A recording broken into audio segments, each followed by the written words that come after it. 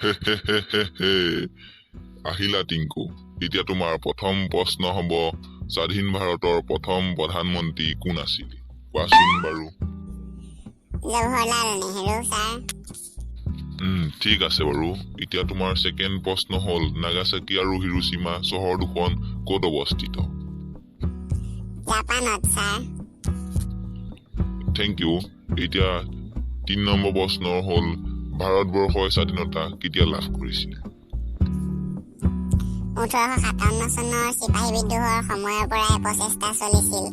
আৰু 1947 চনৰ 15 আগষ্টত স্বাধীনতা লাভ কৰিছিল ভেৰি গুড এতিয়া তোমাৰ ৪ নম্বৰ প্ৰশ্নটো হ'ল মংগল গ্ৰহত পানী থকাটো তুমি বিশ্বাস কৰা নে হয় বিজ্ঞানীসকলেও তাকে ভাবিছে কিন্তু এতিয়াও পৰীক্ষা নিৰীক্ষা চলি আছে অ'কে ঠিক আছে বাৰু তোমাৰ ইণ্টাৰভিউ ইমানতে সমাপ্ত হ'ল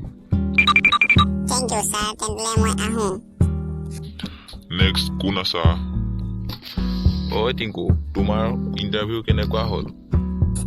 ভালেই হৈছে মই গোটেইকেইটা প্ৰশ্নৰ শুদ্ধ উত্তৰেই দিছোঁ দয়া কৰি মোক উত্তৰকেইটা ক'বা নেকি মোৰ অলপ সুবিধা হ'ব আৰু বাৰু এতিয়া প্ৰথম প্ৰশ্নটো এনচাৰ হৈছে জৱাহৰলাল নেহৰু দ্বিতীয় প্ৰশ্নটো এনচাৰ হৈছে জাপান আৰু তৃতীয়টো হৈছে আচ্ছা বাৰু শুভেচ্ছা থাকিল ভালকৈ দিবা দেই নেক্সট কোন আছিল আহা নাই যেন আহা আকৌ ছাৰ মই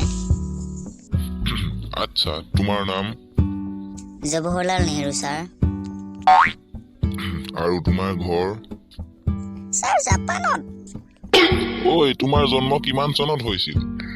1857 চনৰ চিপাহী বিদ্ৰোহৰ সময়ৰ পৰাই প্ৰচেষ্টা চলিছিল কিন্তু 1947 চনৰ 15 আগষ্টতহে সফল হ'ল হেৰা তুমি পাগল নেকি হেই হয় ছাৰ বিজ্ঞানীসকলেও তাকে ভাবি আছে কিন্তু এতিয়াও পৰীক্ষা নিৰীক্ষা চলি আছে হেৰা তুমি মোৰ লগত ধেমালি কৰিব আহিছা নে ইণ্টাৰভিউ দিব আহিছা হেই ওলাই যোৱা বুলি কৈছো মই